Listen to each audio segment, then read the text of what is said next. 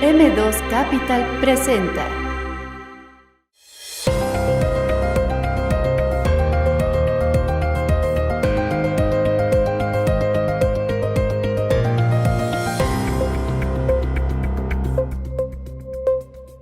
Hoy nos acompaña en el programa Wilber Gutiérrez.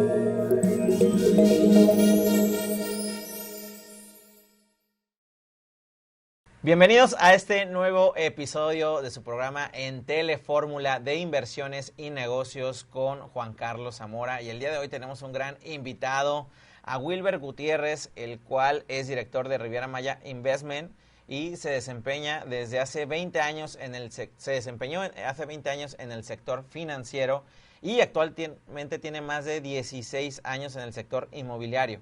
Ha sido un importante promotor de la diversificación de las inversiones en la Riviera Maya y en general en el estado de Quintana Roo a través de Riviera Maya Investment, empresa dedicada a la comercialización de bienes inmuebles, comerciales y residenciales en Cancún y la Riviera Maya. Actualmente preside una fundación encaminada a este fin y es presidente nacional de la Asociación Mexicana de la Industria Inmobiliaria, AMI. Así que, Wilber, bienvenido, gracias por estar con nosotros. Muchas gracias, Juan Carlos, y muchas gracias al auditorio. Oye, Wilber, sé que tienes una gran experiencia en el tema inmobiliario, en inversiones en la Riviera Maya y sobre todo que has conocido cómo se ha comportado en los últimos años. Platícanos cómo ha sido en los últimos ya 16 años que tienes en esta industria inmobiliaria, cómo ha sido esa evolución de los diferentes mercados como Cancún, como Playa del Carmen, como Tulum, ¿no? Y las nuevas zonas que se asoman un poquito más hacia el sur, como Bacalar, Chetumal e incluso Mahahual, ¿no? Por supuesto.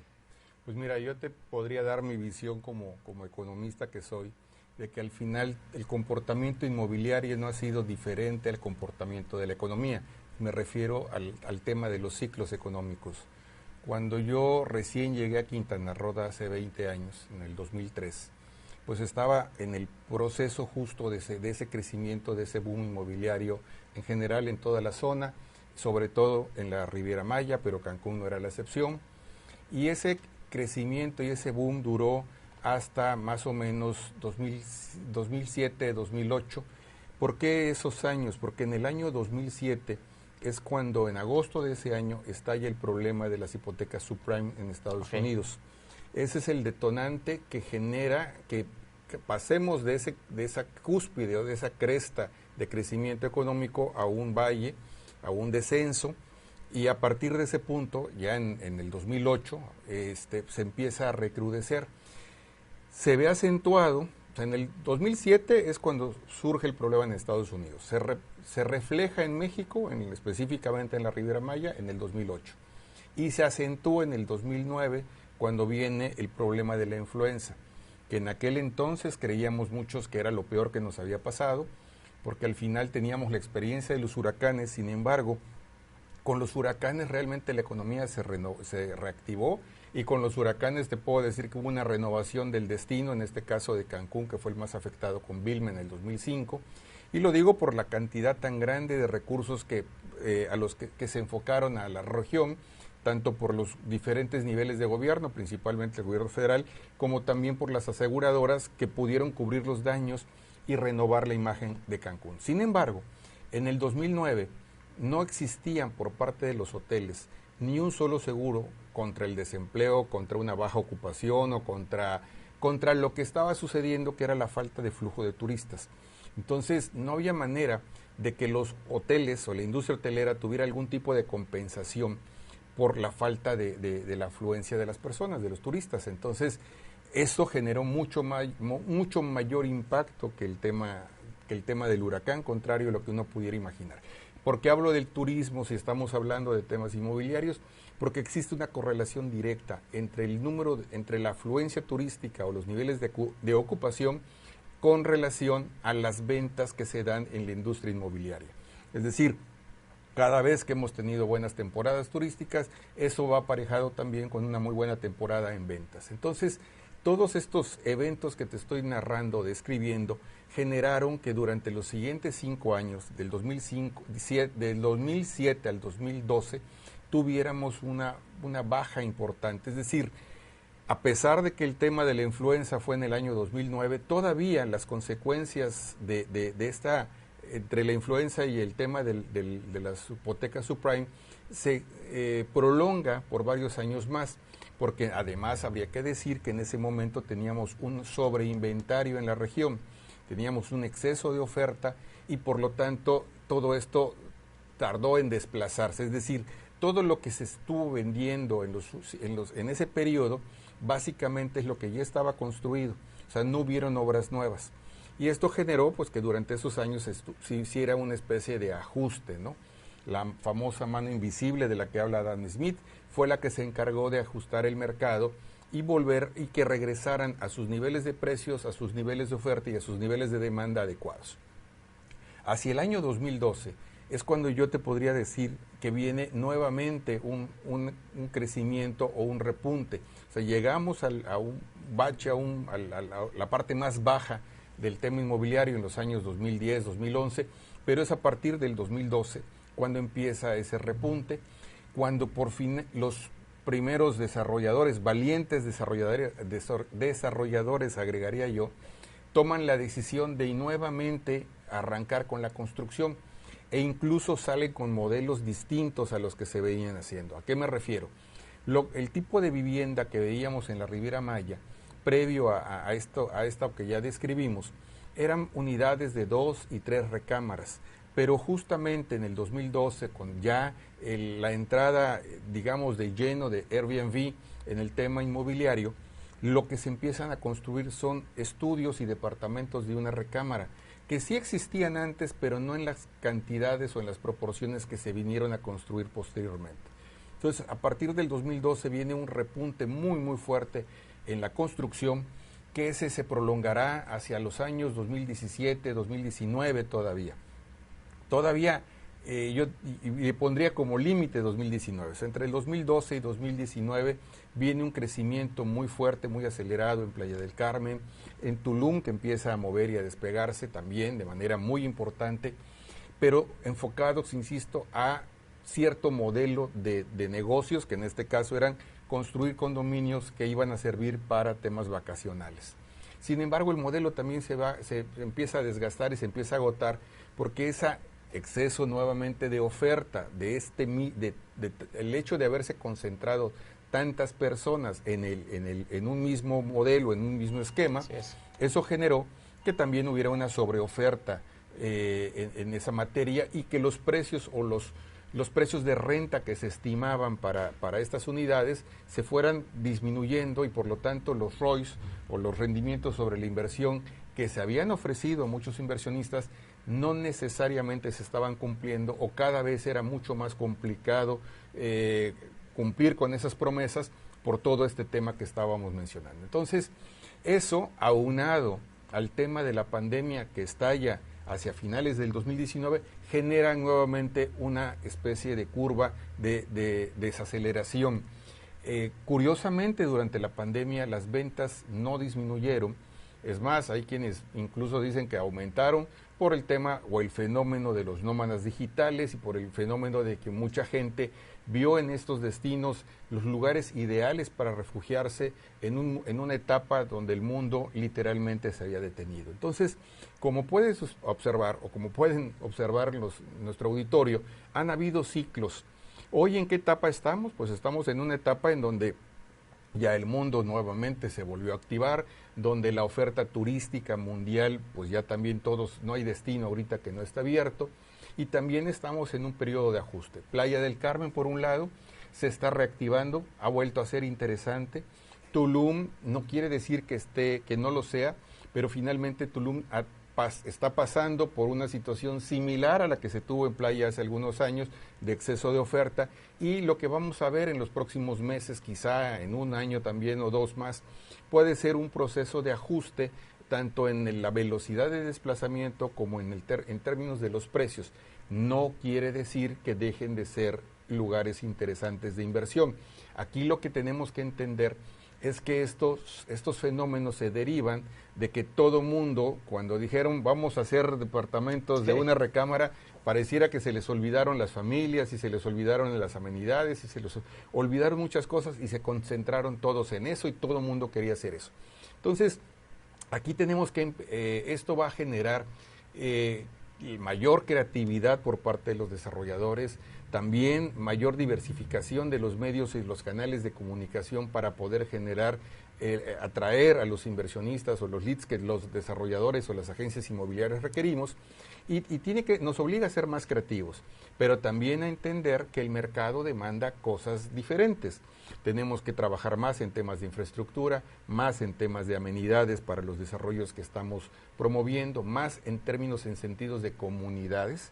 Cuando tú ofreces una comunidad y un estilo de vida y no solamente una unidad en renta, haces que también esto se vuelva mucho más atractivo. Entonces, yo creo que vamos a seguir viendo crecimiento. No veo que vayamos a detenernos en este proceso por los próximos 20 años o 25 años. Simplemente habrá que ser más creativos. Wilber, muy interesante lo que dices y bueno, nos has dado un gran resumen, pero vamos a un corte y volvemos. Chetumal es el máximo ponente en inversión privada en la actualidad. Por esto, queremos compartir contigo la gran oportunidad de inversión que te brinda el desarrollo inmobiliario Yumja, la última joya de la Riviera Maya. Un mundo de maravillas naturales con cenote, beach club y cercanía a la isla Tamalcap. Contáctanos para recibir más información.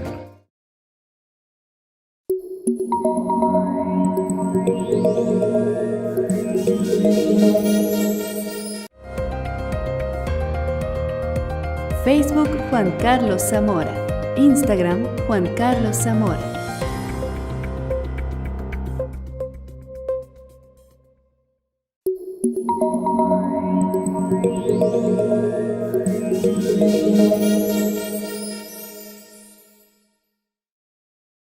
Bien, volvemos a su programa Inversiones y Negocios con su servidor Juan Carlos Zamora aquí en Fórmula.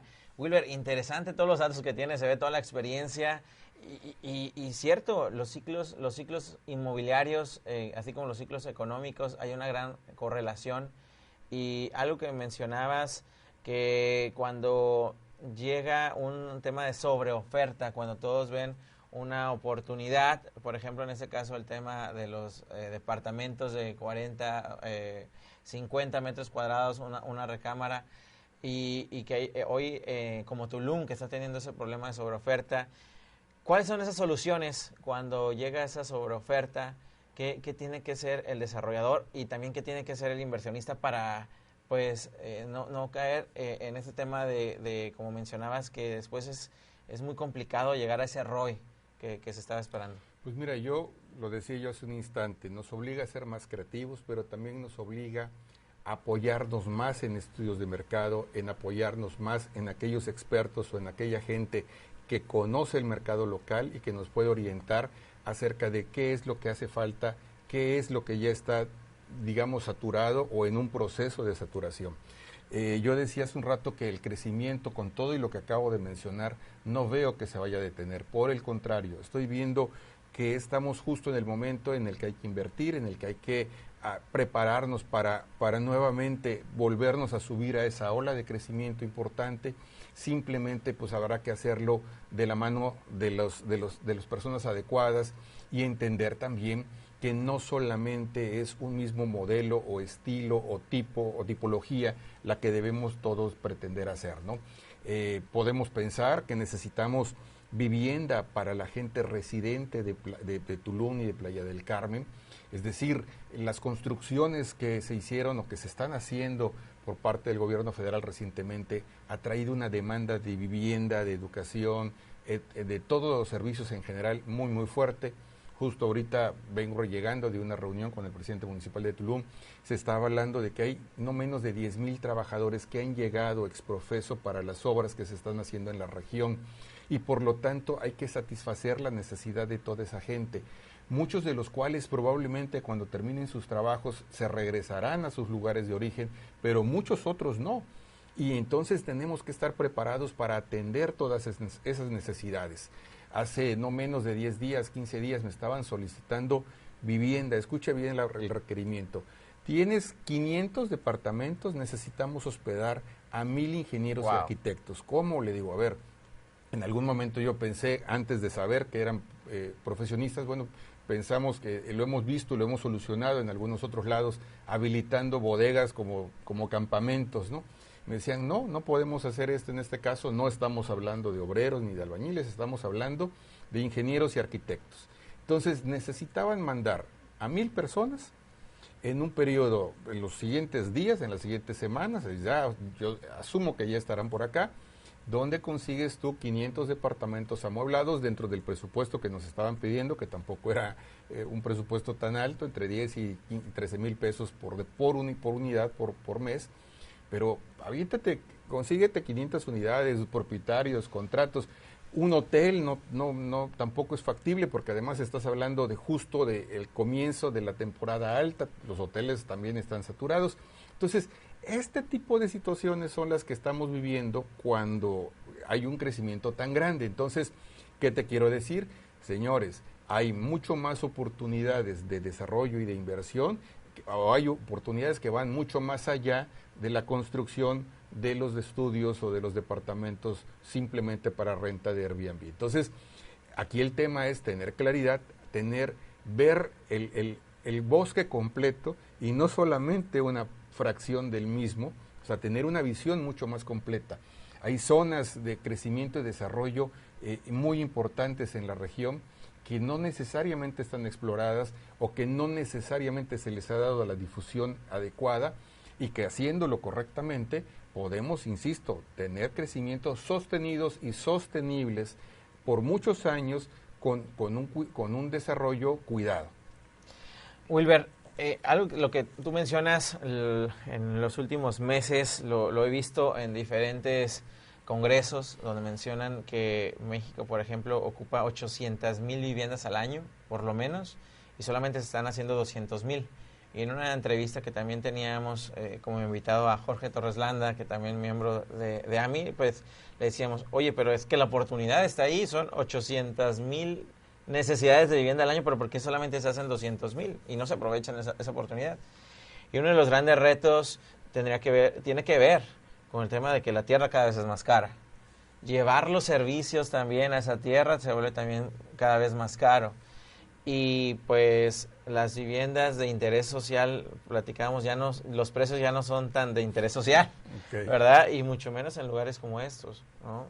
En los cuales pues prácticamente se vuelve, hay un tema de demanda, como bien lo dices, pero también se vuelve un tema complicado para el desarrollador hacer ese tipo de producto. ¿Qué opinas de eso?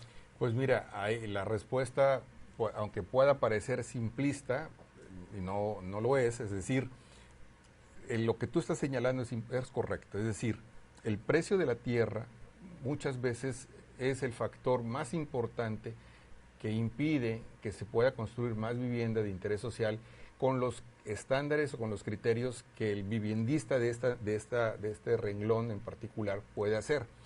Quintana Roo se caracteriza justamente porque el precio de la tierra es alto en relación a cualquier otra parte de la República. Eso no significa que no se pueda encontrar como quiera tierra barata. Ahora, ahí necesitamos la intervención de la autoridad para que se puedan generar las reservas territoriales adecuadas, como pues simplemente te podría yo decir en Cancún que hubo una época hace cerca de 10 años que se habían quedado sin reserva. ¿Qué se tuvo que hacer? Bueno, intervino el gobierno federal, se expropió y se pagó a valores, sí, pues en este caso de avalúo, de catastrales, a un ejido cerca de 2,000 o 3,000 hectáreas, que posteriormente fueron vendidas a particulares como reserva territorial. Algo así se tendría que hacer tanto para el caso de Solidaridad como para el caso de Tulum, con la finalidad de poder generar las condiciones adecuadas para poder construir quienes a eso se dediquen, las viviendas en los precios correctos. Tiene que haber una intervención del Estado, no necesariamente que ellos hagan la vivienda, pero que sí generen las condiciones adecuadas, como podría ser el precio de la tierra y la infraestructura urbana que se requiere, para que entonces quienes sí saben construir o quienes se dedican a la construcción de la vivienda hagan estos desarrollos y puedan satisfacer una necesidad social que es el tener una casa digna, ¿no?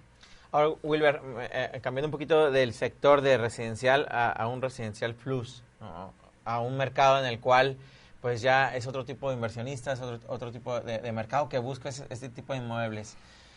Retomando el tema de Tulum, en el cual hoy vemos, platicaba ahí con algunas personas que llevan hasta 3 meses sin ninguna renta, en penthouse que valieron algunos millones. ¿Qué tipo de tendencias se tendrían que cambiar? ¿Qué tipo de producto tendría que cambiar? Porque aún hay un mercado muy interesante que está buscando invertir en Tulum, pero que ya también se dio cuenta que invertir en el penthouse no es tan buena opción. ¿Ahí qué tipo de productos ves en tendencia o qué tipo de soluciones tendrían para estos inversionistas? Pues mira, para el que ya compró el penthouse que le costó $600,000, pues realmente me cuesta trabajo hacer sugerencias ahorita porque desafortunadamente por lo que estamos comentando de una sobreoferta por un lado, combinado con una disminución de afluencia en turismo. Ojo, están por inaugurar hoy estamos a unos días de que se inaugure, unas semanas de que se inaugure el aeropuerto, que está programado para el 1 de diciembre de este año. Va a haber sí un repunte en la afluencia, sin embargo, habrá que entender que no por arte de magia al día siguiente de la inauguración se espera que todo esto cambie. Va a ayudar y va a contribuir a nivelar un poco los desajustes o los desfases en términos de la afluencia turística. Yo creo que sí. Pero bueno, ¿qué estrategia podría hacerse para el propietario o el inversionista que ya es dueño hoy de un departamento de lujo? Bueno, pues quizá apoyarse en estrategias de marketing más focalizadas a el segmento al cual está dirigida su propiedad, pues simplemente para tratar de poder captar a ese turismo. Hablando del que ya está adentro, del que ya compró y que realmente hoy pues no le queda más que aceptar una realidad económica, una realidad de mercado y entender que nada es permanente, es decir, que esa situación tampoco genere desesperación o que no vayan a caer en el error de querer vender o de querer salirse ahorita cuando en realidad pues están los precios todavía, digamos, compró en un momento alto y hoy los precios están deprimidos, ¿no? Hablabas de mi experiencia financiera, a mí me tocó trabajar en bolsa, yo fui asesor de casa de bolsa en el 87 y justamente el error de todo el mundo era comprar caro y vender barato. Y en el tema inmobiliario, en un momento determinado podría suceder lo mismo, hay que evitar ese tipo de cosas. Muy bien, Wilber. Las tendencias exactamente del mercado que va marcando el mercado y definitivamente con la nueva apertura en este diciembre del nuevo aeropuerto internacional va a subir esa demanda y es lo que vamos a platicar volviendo después de un corte de estas tendencias o estos nichos que hay que descubrir en la Riviera Maya. Así que volvemos a su programa Inversiones y Negocios después de un corte. Tulum es sinónimo de alto crecimiento y diversidad. Así que si estás buscando diversificar tus inversiones, ICHA es para ti. Una joya ecológica en este paraíso caribeño, que te ofrece una amplia gama de actividades al aire libre, como cenote privado y cercanía a zona arqueológica. Vive y gana en este entorno paradisiaco.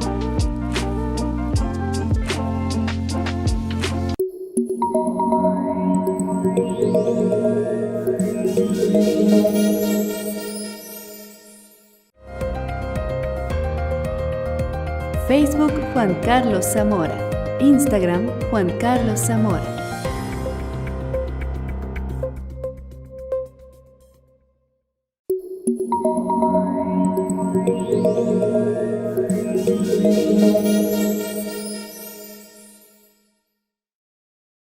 Volvemos a su programa Inversiones y Negocios con su servidor Juan Carlos Zamora en Fórmula. Y bien, Wilber, platicábamos sobre cómo descubrir nuevos nichos, nuevas tendencias para adelantarnos a esas oportunidades. ¿Cómo descubrirlas o cuáles son esas próximas tendencias, esas próximas oportunidades que ves en los próximos meses o años para la Riviera Maya? Pues mira, yo te diría, un poquito general o amplio, quizá en las respuestas de poder decir, oye, hay que atender las necesidades que hoy existen, digamos, los nichos no atendidos en temas inmobiliarios. Te podría decir que invertir en tierra siempre va a ser bueno, comprar terrenos, ya sea para construir vivienda, o ya sea para hacer otro tipo de proyectos. Estamos hablando de un crecimiento poblacional muy grande. Hay necesidades de salud, hay necesidades de educación, hay necesidades absolutamente de todo. Hay pocas escuelas. Digo, si me estás preguntando de oportunidades, yo te podría decir que hay oportunidades en el sector salud, en el sector educacional, en el sector servicios, en el sector logístico, en el sector industrial, en el sector comercial. No necesariamente todo tiene que ser comprar un departamento para renta, ¿de acuerdo? Ahora, hay necesidades de vivienda para la gente local. Podrían comprarse ya sean casas o departamentos, sí, pero orientados al mercado local, al mercado de largo plazo, que tiene retornos diferentes, valores diferentes de renta, sí, pero que eso no deja de ser negocio, no deja de ser una oportunidad. Justamente cuando me presentabas, pues mencionabas que una de las cosas que hemos manejado siempre ha sido la diversificación económica, y es real. O sea, yo en el año 2011 me tocó encabezar como director del Foro de Inversión de la Riviera Maya un proyecto muy interesante donde participaron instituciones académicas, gobiernos en sus tres niveles, instituciones como la ONU incluso, justamente promoviendo el tema de la diversificación. ¿Por qué? Porque estamos en un estado que es eminentemente turístico, en donde todo mundo se vuelca al tema turístico por un lado, y que yo no tengo nada en contra de eso. Pero justamente a raíz de la influenza de 2009, mi planteamiento era que teníamos que entender que teníamos que voltear a ver cosas diferentes al tema del sol y de la playa si queríamos tener una economía menos vulnerable que la que estábamos teniendo. 10 años después, seguimos igual, déjame decirte, muy poco ha cambiado en temas de diversificación.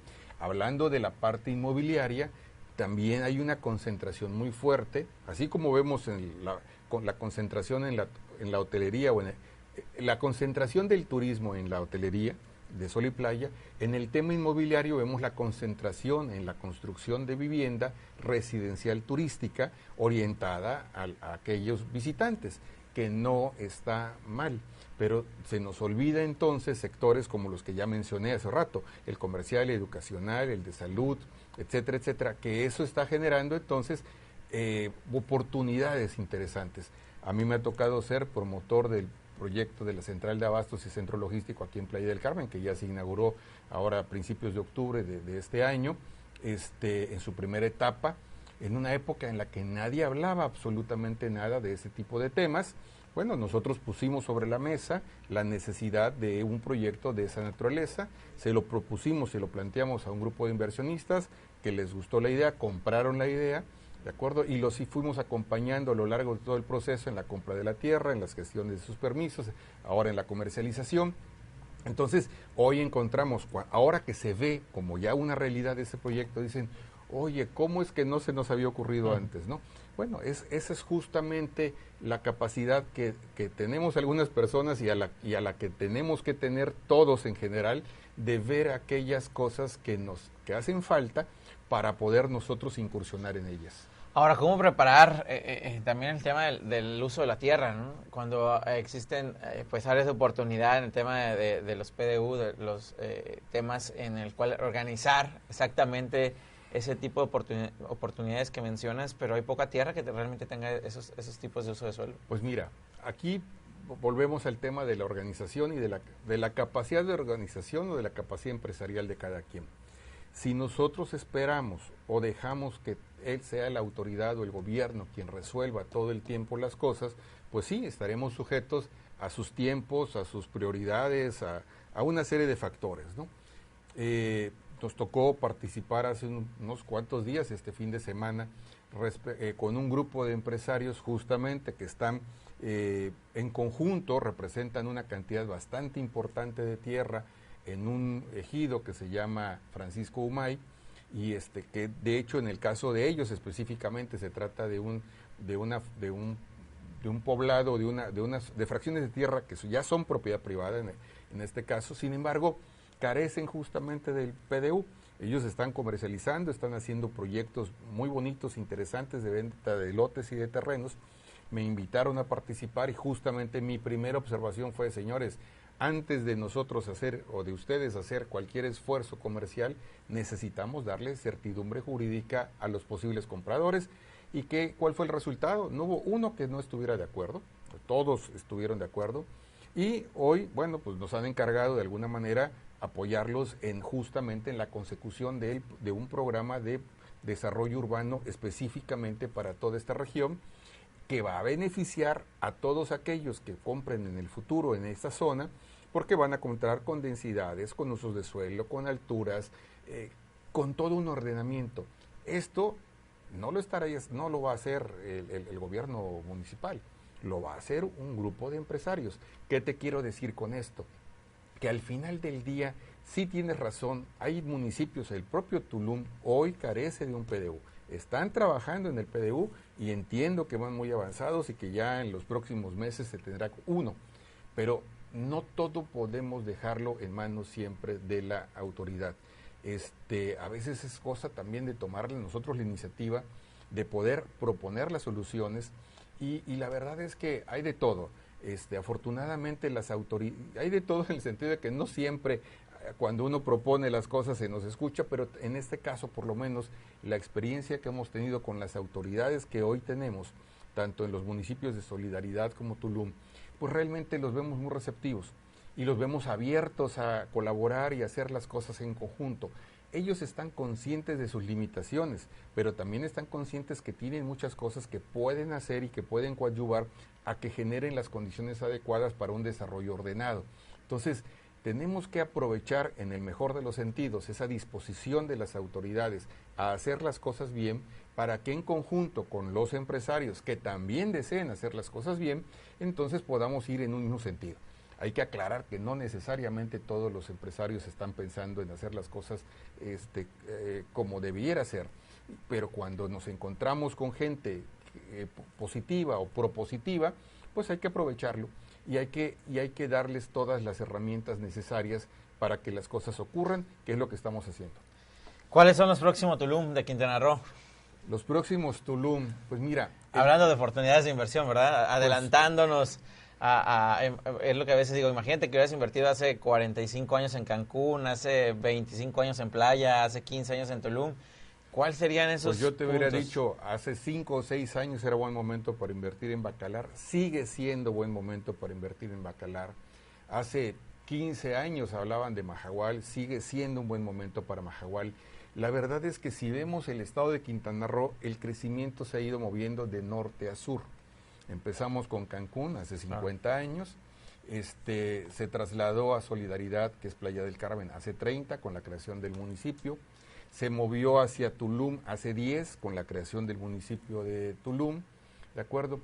Y de alguna manera hoy con la infraestructura que se está creando, el aeropuerto, que si bien es cierto que estamos diciendo que es el aeropuerto de Tulum, realmente es un aeropuerto más ya en el municipio de Carrillo Puerto. Y de hecho el nombre oficial del aeropuerto va a ser Felipe Carrillo Puerto. Y estamos viendo que el crecimiento se va orientando hacia la parte sur. Hay que entender que también el hecho de hacer inversiones en estos nuevos destinos, que son nuevos relativamente, Mahahual ya hace rato que existe, y Mahahual hoy por hoy es el segundo destino de cruceros más importante de México. Desbancó a Los Cabos. Cozumel siempre ha tenido el primer lugar por muchos años. El segundo era Los Cabos. Bueno, Los Cabos ya pasaron al tercero, Mahahual ya tiene algunos años que por el número de cruceros que llegan está en segundo lugar. Entonces, ahora, cuando digo que hay que ser conscientes de que el invertir en tierra o en estos destinos no necesariamente significa que vayamos a duplicar el valor de la inversión en un año o en 2 o en 3. Hay que entender que son destinos que llevan tiempo, procesos de maduración y que en el tema inmobiliario los tiempos no necesariamente son tan cortos como a veces uno quisiera. Entonces sí, decimos, oye, ¿cómo no se me ocurrió invertir en Tulum hace 20, 30 o 40 años? O hace 10 incluso. Es correcto, la verdad es que siempre va a ser un buen momento de invertir, porque lo que hoy nos parece caro, dentro de 10 años nos va a parecer barato, ¿de acuerdo? Algún amigo, muy buen amigo, el que estimo mucho, regiomontano, me decía en alguna ocasión, Facundo Quiroga, si me ve un saludo, me decía Facundo, Wilbert, las inversiones inmobiliarias son inversiones a prueba de tontos. ¿Por qué razón? Porque aún la peor inversión en el tiempo se ajusta y se vuelve buena. Excelente, muy bueno. Nos quedamos con eso, Wilber. Vamos a un corte y regresamos. Si estás buscando un reto para multiplicar tu capital en un 50, un 100, hasta un 200% más mediante inversiones de bienes raíces,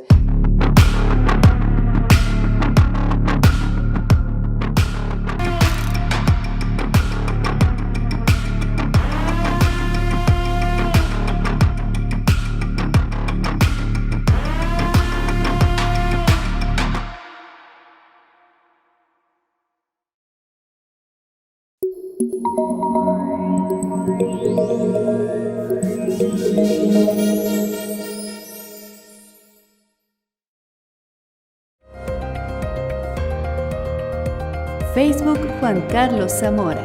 Instagram Juan Carlos Zamora.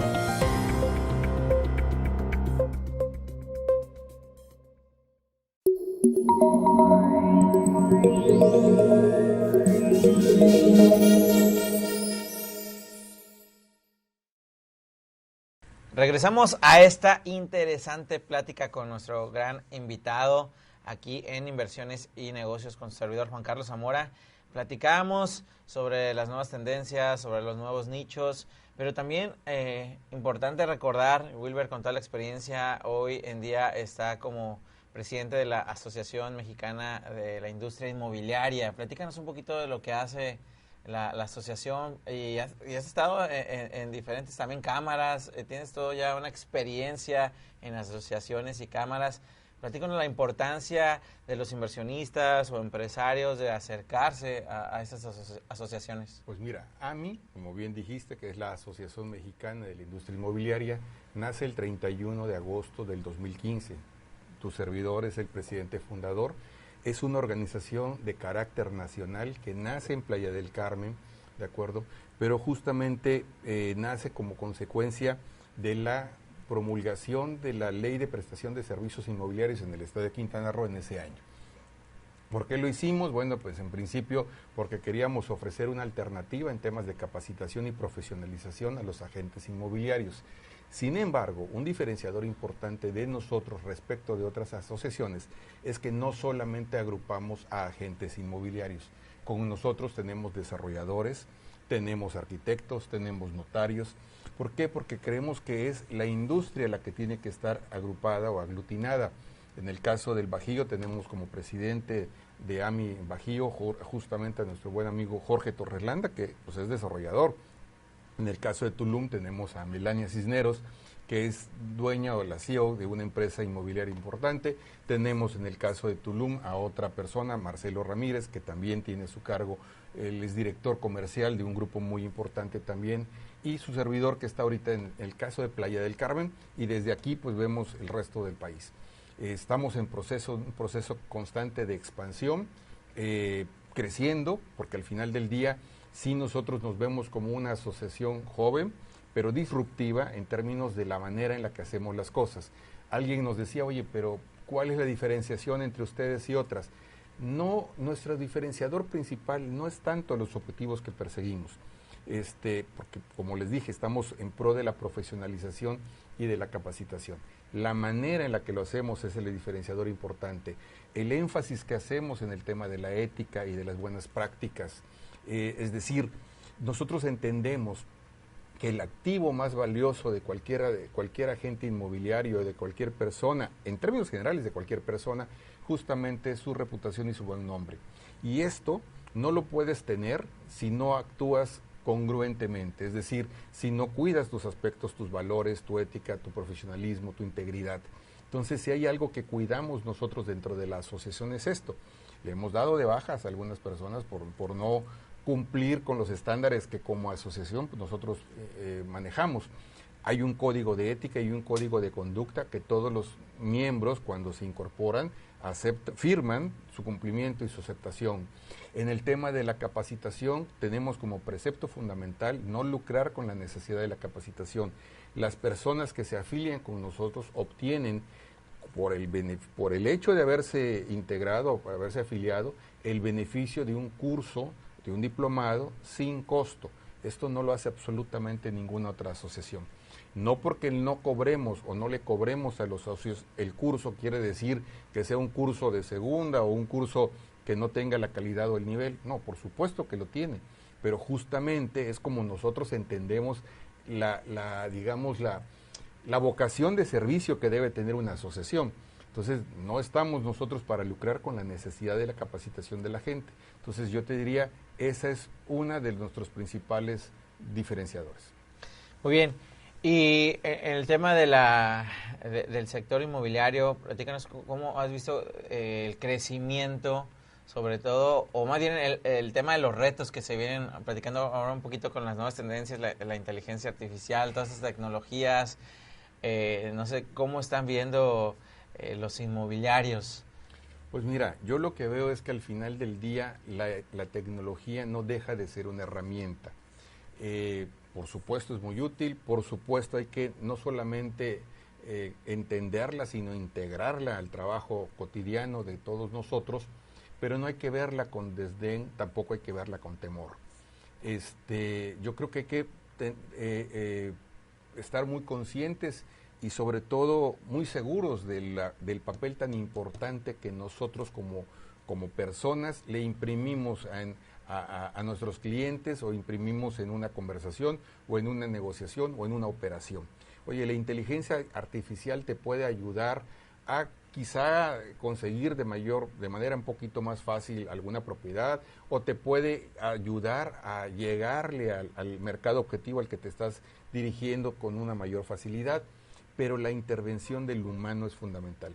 Es decir, pensar que la inteligencia artificial necesariamente nos vaya a sustituir, pues es tanto como por aceptar o dar por sentado que nuestra participación es irrelevante y yo no lo veo así, o por lo menos yo no creo que mi participación o mi intervención en una operación inmobiliaria pueda ser suplida o sustituida por un algoritmo, ¿no? Nos puede ayudar, sí, y hay que entender cómo nos puede ayudar, cómo lo incorporamos, cómo se vuelve un facilitador para que las cosas se den de manera más eficiente, pero es justamente el calor humano, la inteligencia no artificial, sino la capacidad de la visión que cada uno de nosotros tiene. A lo largo de la conversación del día de hoy hemos estado hablando de tendencias, de sugerencias, y eso no es más que el expertise que cada uno de nosotros, basado en el conocimiento y basado en lo que cada uno, la manera en la que cada uno de nosotros procesa toda la información con la que contamos, lo que le va dando el matiz o el sentido de una sugerencia o de otra. Entonces, eso al final se vuelve tu identidad, tu personalidad, y eso yo no creo que lo vaya a sustituir ninguna máquina, ningún robot, ¿no? Nos puede ayudar, definitivamente. Hay que apoyarnos en la inteligencia artificial o en la tecnología o en las nuevas tendencias que pudieran haber, sí. Al final del día, quien no evoluciona, pues va a tender a desaparecer como le pasó a los dinosaurios. Así, exactamente. Volviendo al punto también de la demanda, que quiero ir perfilando el cierre del programa con esto, estaba leyendo que este año o en los últimos ya trimestres del año, México es el país más visitado de toda Latinoamérica con 45 millones según la Organización Mundial de Turismo, y el país que le sigue en segundo lugar es Argentina con 7 millones. Entonces todavía hay una gran diferencia en el tema de la demanda hoy en México, hablando de Latinoamérica, y en el mundo se encuentra entre los primeros 7 más visitados. Perdón que te interrumpa, y haciendo un poquito de énfasis de esos 45 millones de turistas que recibimos al año, por el aeropuerto de Cancún llegaron 30 el año pasado. Y aquí va la pregunta, ¿y a dónde se fueron? Porque en Tulum platicábamos y me quedé con eso, lo quise dejar al final. ¿A dónde se fueron? ¿A dónde se están yendo? Porque me queda claro que el turismo está llegando a la Riviera Maya en su mayoría, y por ahí los otros 15 millones se distribuyen entre el centro de México, el norte de México, pero si no están en Tulum, ahorita hay una baja de Tulum, ¿a dónde se están yendo? Pues mira, yo te diría, en realidad se están distribuyendo, una buena parte se queda en Cancún, en los hoteles de Cancún, otro tanto se distribuye en toda la zona hotelera, en toda la Riviera Maya, y unos más van hacia Tulum. Al final sí hay una distribución importante de todos ellos. Solamente para la Riviera Maya se están estimando alrededor de 5 o 6 millones de visitantes anuales. Tulum se habla de 4 millones aproximadamente. El resto, la diferencia se queda básicamente en Cancún. Ahora, aquí la cuestión es que muchas veces no necesariamente la derrama económica se refleja en todos los bolsillos o en todas las ramas de la economía, porque hay una concentración muy importante de estos turistas en cadenas hoteleras que ofrecen todo incluido. Entonces, las cadenas hoy en día te ofrecen, digo, yo he estado en alguna de ellas y la verdad es que no te dan ni ganas de salir de allá porque son hoteles preciosos que te ofrecen absolutamente todo. Bueno, hasta el mercado ya lo metieron al hotel, es decir, los puestecitos que normalmente iríamos nosotros a ver a un mercado, resulta que los mismos hoteleros se han organizado o hay otras personas que se han organizado y al final arman el tianguis dentro del hotel. Entonces, de tal manera, pues que ya no sales. Entonces, por un lado tienes hoteles o cadenas hoteleras que ofrecen el todo incluido, y cuando digo el todo es literal el todo, o sea, no se les escapa nada. Hasta el elote que hubiera salido a comprar a la calle te lo venden adentro. O la marquesita. O la marquesita. Entonces, realmente eso hace que también ya no veamos tanto este tipo de rama que antes veíamos a la gente circulando. Ahora, insisto, en la medida que vayamos generando estrategias y vayamos generando actividades adicionales, pues vamos a ver que este tipo del turismo pues va a poder distribuir o redistribuir un poco mejor. Excelente, bueno, pues creo que coincidimos en esta plática que se vienen cosas muy buenas, que todo eso tiene que ver con ciclos económicos, con ciclos financieros, con ciclos inmobiliarios, y que creo que se viene una subida muy buena con la infraestructura, el Tren Maya, los nuevos aeropuertos, nuevas marcas que están llegando hacia la Riviera Maya, y sin duda personas como tú, Wilber, que te felicito por todo el trabajo que has hecho, todo el conocimiento que tienes, toda la data que tienes, es impresionante, así que te agradezco mucho tu tiempo, y a todo nuestro auditorio, a toda nuestra gente que nos sigue miércoles con miércoles, les mando un fuerte abrazo y nos vemos la siguiente semana aquí en Inversiones y Negocios con su servidor, Juan Carlos Zamora.